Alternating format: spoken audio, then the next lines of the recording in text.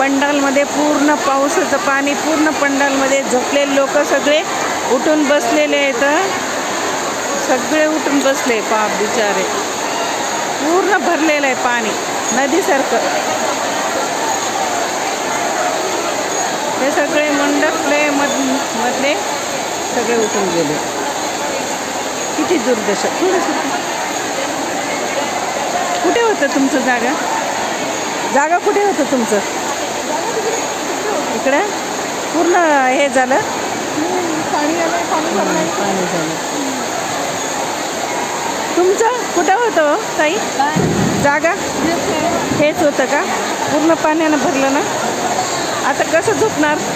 आता काय करू? आता कुठं झोपायचं? कशी यायला?